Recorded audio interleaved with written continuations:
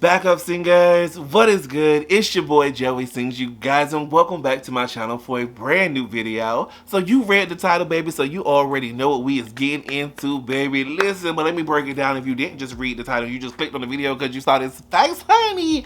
We is getting into Jaiden animation, you guys. This has been probably one of the most requested videos from Jaiden animation since I watched Being Not Straight, yo. And this is why I don't have a face, and I guess this might be like a face reveal, but I feel like I've seen Jaiden because Jaiden hangs out with Schlatt. So this might be a backstory, give me some more insight to maybe why Jaiden didn't show Jaiden's face before Jaiden, showed Jaiden's face. So listen, I'm excited to get into it. So listen, we finna do that. Here we go. No more hiding, no more lying. This is me, yeah. Alrighty, you guys, I got the video pulled up, baby, but before we get into it, before we press play and get into what Jaiden is finna get into Jaiden today, baby, go ahead and make sure that you are subscribed, honey. If you are not, and if you is, make sure all right above, hit that subscribe button down below, as well as that bell to be notified when I upload brand new videos like this, honey. It is that simple, and I'm pressing play. Here we go.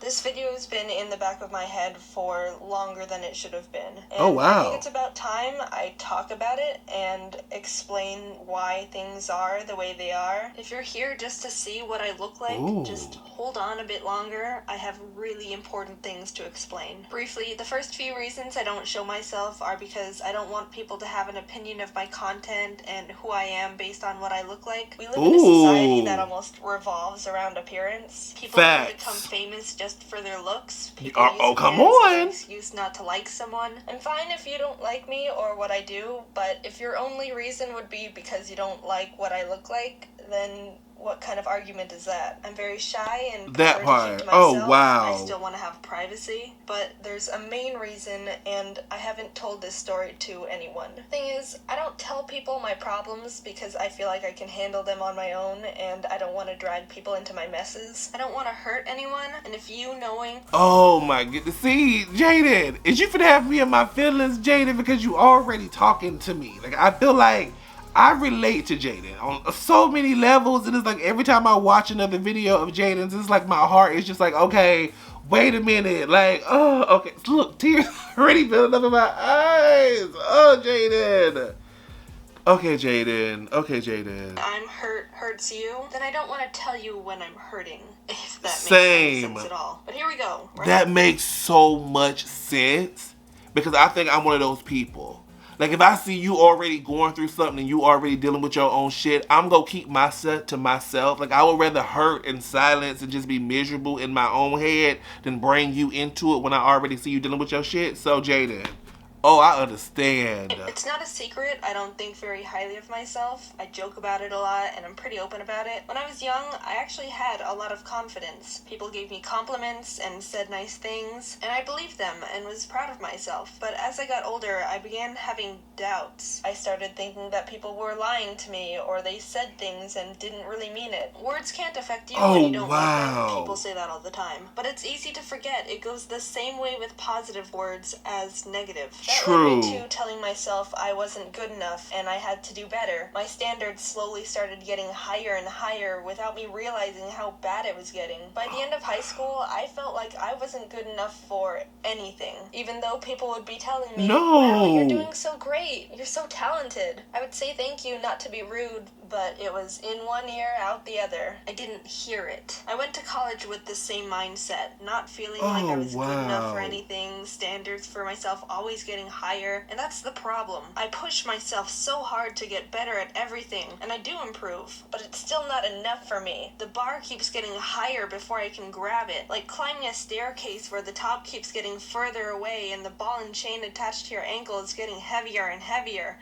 But you keep trying. Eventually, this branched out to more than just what I was doing. It started seeping into my self-image, which wasn't high in the first place either. It wasn't only telling me what I was doing wasn't enough, it started telling me I wasn't enough. And that's when I started wanting to fix it. I started eating less, trying to be happier with myself. I'm naturally very thin and I've never had issues with weight before, but it was like a switch in my brain that all of a sudden that wasn't good enough either. It became all I could think about. My whole day revolved around what I ate, what it was, when I ate, how many calories, every detail. I wanted complete control. I remember a specific day, all I let myself have was half an apple and 10 Cheerios. Oh my goodness. This is one of those moments. Like, you see Jaiden's work and her sense of humor and everything about it, and then you just like fall in love instantly with the art. You know what I'm saying?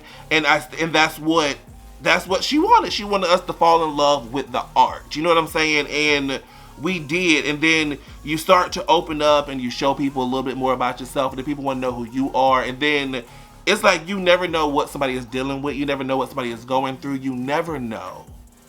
This is like breaking my heart, but like opening my eyes to who Jaiden is at the same time. And oh my goodness, I just wish nothing but happiness for her. And I felt happy about it. Look how in control I am. But I wasn't. I was in this downward spiral. Oh, I built no. up fears and rules, and my head got foggier and foggier every day. Lack of nourishment prevented me from being able to think clearly, and I was making irrational decisions. I was telling myself this was what I had to do to be happy. Of course, it was extremely painful, starving myself. Eventually, I decided I would go the entire day eating as close to nothing as possible, then eating a bunch at the end to stop the pain, followed by erasing it. This whole awful cycle went on for several months. I don't even remember anything else I was doing in my life. It all just became a blur. The only thing I can truly remember looking back now was just being so tired and cold and sad all the time. I wasn't able to see I was getting thinner and thinner. Nothing was good enough. My brain didn't let me see how horrible it was getting. My heart is breaking. But eventually I was able to break through and tell myself this wasn't what I wanted. I didn't want to live like this anymore. Yes. I had to get better. Now here's the thing people don't realize. Eating disorders are the easy part. The rough part is breaking it. You create these fears and rules for so long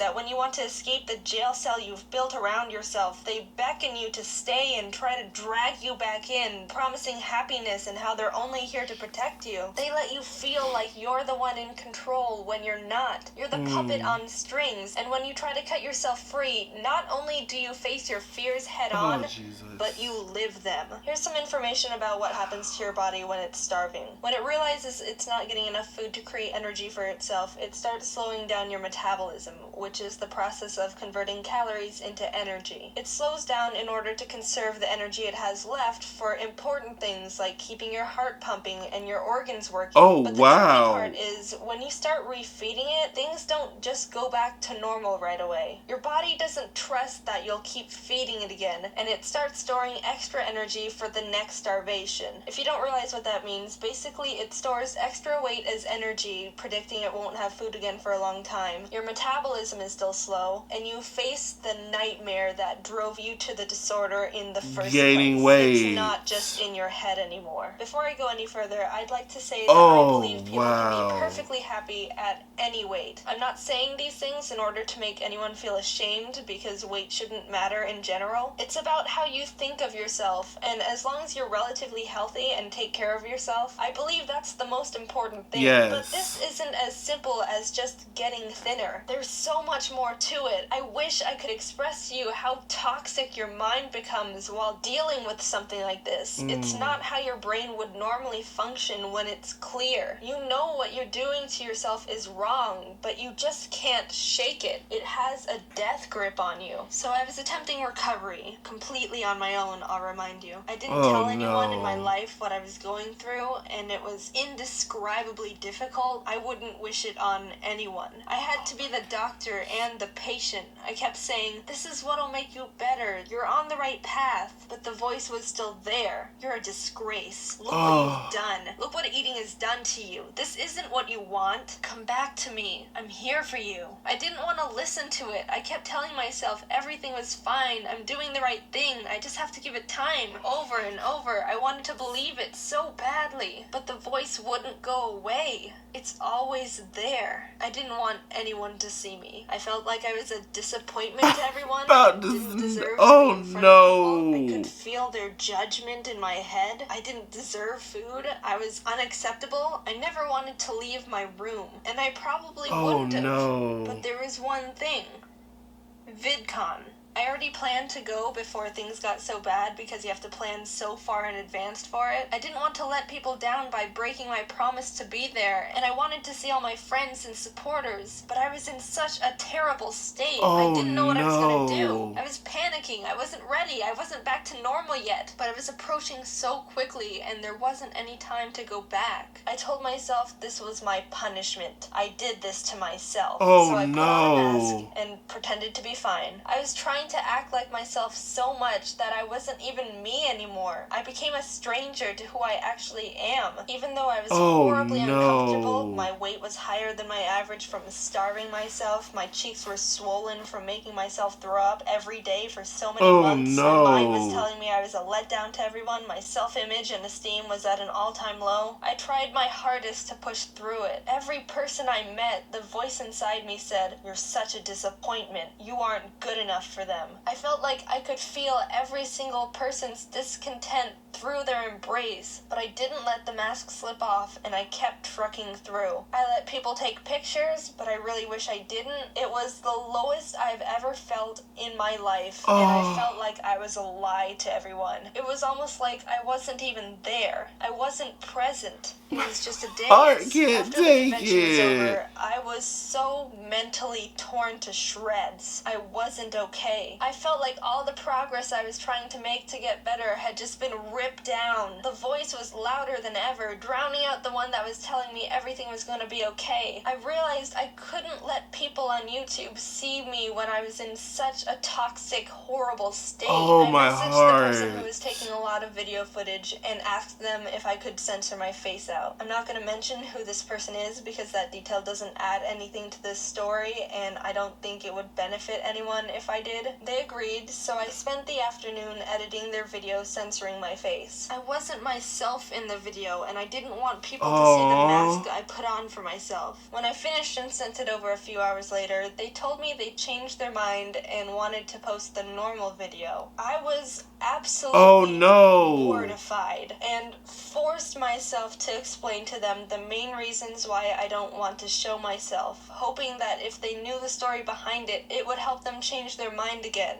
But it didn't. I've had disagreements with this person in the past, and from what I understand, this person is very adamant when they have their mind on something. So me having edited the video for them and explaining the story behind it wasn't enough, I came to the conclusion I couldn't do anything else to change their mind and let them post it. I thought I had experienced the worst already, but this destroyed me. A nightmare where hundreds of thousands of people are wanting to see you, and then when they finally do, it's at the lowest, darkest point of your life, and they don't even know it. When you don't show yourself, people develop expectations. I don't know what those expectations are, and I feel like sometimes they don't even know what they are. But I believed with all my heart I disappointed every single one. It's not just that's just a lot to put on yourself. So many people saw me for the first time when I was at such an awful point mentally, and that is so much. Like that pressure of not being where you want to be physically, mentally, emotionally, and being pushed into the limelight or just pushed out there for people to see you when you're not where you want to be. And people are toxic. People will judge you on your good days. They gonna judge you on your alright days. They gonna judge you when you are down at your worst. Like, people are toxic. And oh my goodness, I can't imagine how she was feeling. Oh, this is breaking my heart. So much deeper into darkness I'd ever been. I felt like I was drowning in my own emotions. Every time I tried to get back to the surface to breathe, another wave would crash down on me and pull me right back under again. I started having even darker thoughts, and I knew I should have been scared of them. but I wasn't. And that's what scared me. The voice was echoing in my head, almost completely muting out the other one. Every day, I just wanted to feel happy again. I wanted to wake up and everything's just normal. Not one day passed without me hating myself. I couldn't find a reason to get out of bed. I felt broken and that no one could fix me. Black fog surrounded me everywhere I went and I couldn't breathe. I was so stretched thin. I was trying so hard to swim, but the waves kept coming, each one stronger than the last. But I kept going. I don't know why. There wasn't a reason, and I couldn't really find one. I just did. And even though I didn't have a reason for myself not to give up pushing through everything, I wanted to be there for people. I want to be able to be there for people like me who felt like they couldn't go to anyone. And yes, I'm drowning, Jaiden. and help them like how I wanted someone to reach out and help me. I want to exist for other people. Yes, Jaiden. I don't really care about myself. Wait, that what? may or may not be a good thing to say. I don't really know at this point right now. Definitely not a good thing to say, but I understand what you are saying.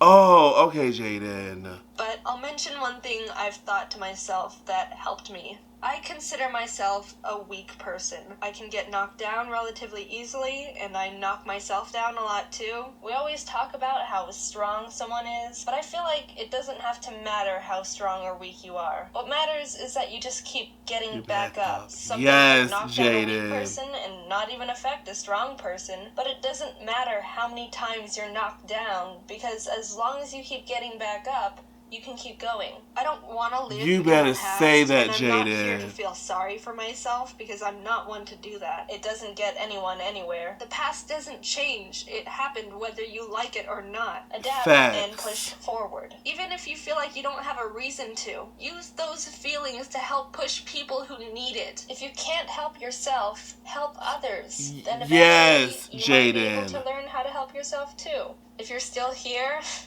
Yes, I really Jaiden. appreciate it. I can't express how much it means to me that you care enough to listen to what some random person on the internet is saying, just telling their story. I tried to keep it as short as I could so it wasn't boring. I could write a novel about all the things I felt during that time. Listen, and I would read the book. And I would read the book, Jaiden. Because, oh my goodness. Oh, wow.